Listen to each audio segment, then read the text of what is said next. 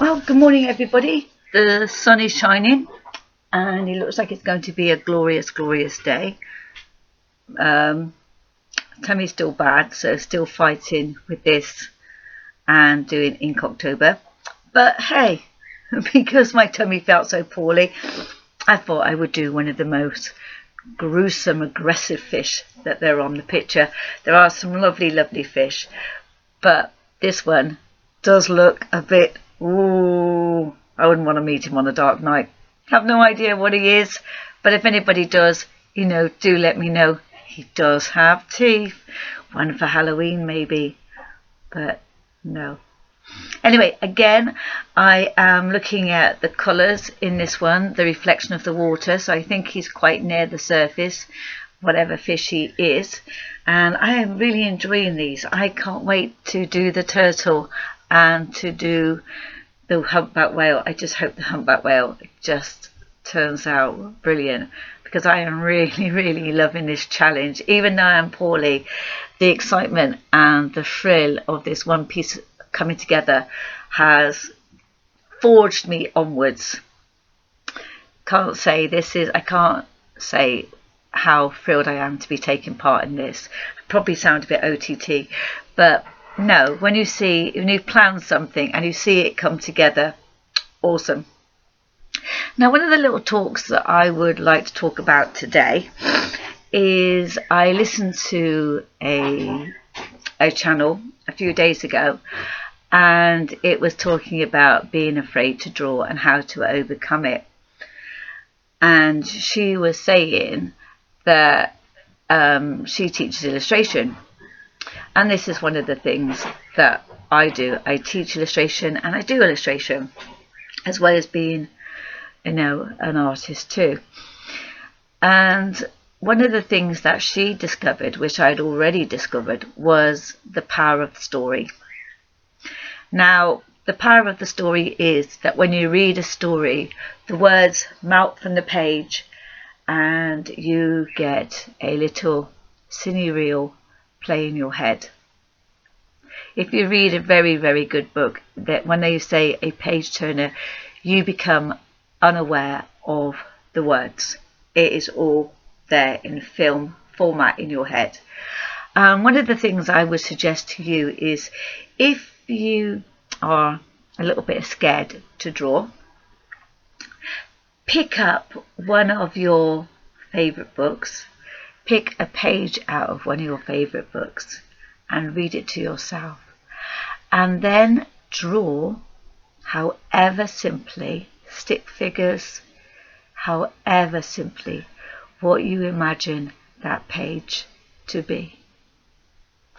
Now, you may want to do a children's book, say the Gruffalo.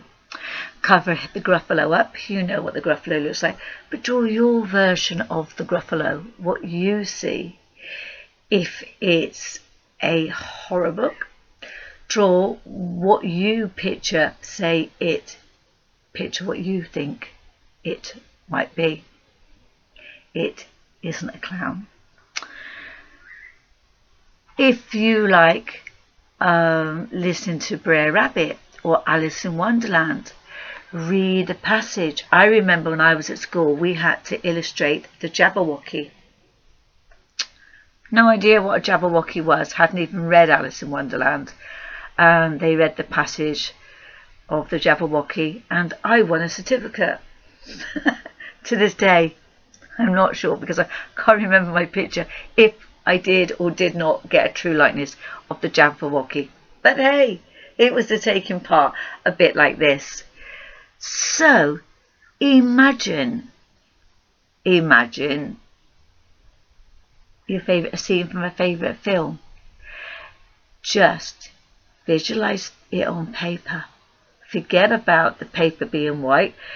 Put your image into your head, onto your paper, and draw it. Do it every day. Get somebody to read you a story. Get your child to read. That would be a great exercise. Get your child to read to you one of their favourite books and you illustrate it. Or make a story up together and you illustrate the characters together.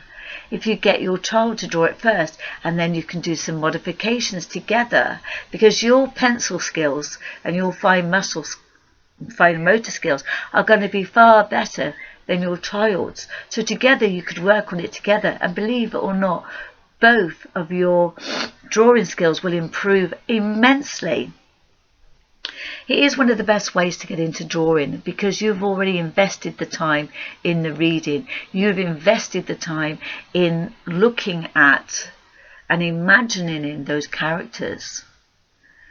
You know, it is one of the best ways to get into drawing, rather than, because nobody can really judge you then if you're drawing a cup or teapot. Some bright spark, for want of a better word, are going to show you your faults, where you've gone wrong. We don't need that. We've got our inner critics. Boom. No.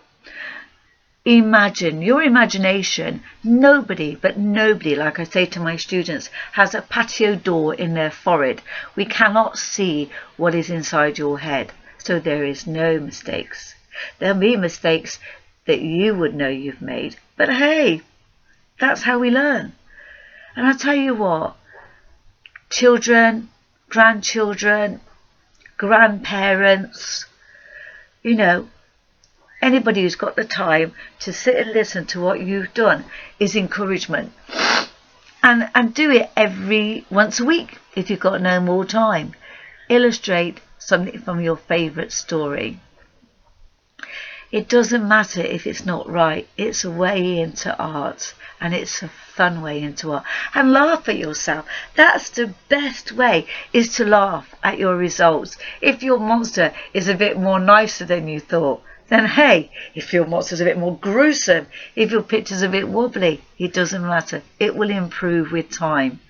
You know, none of us started off well, and as children, we thought our art was brilliant. Go into the mindset, meditate that you are a child stepping into a story, and this is how you see it. This is how all of us create, by forgetting we're grown up and plunging ourselves into the depths of imagination.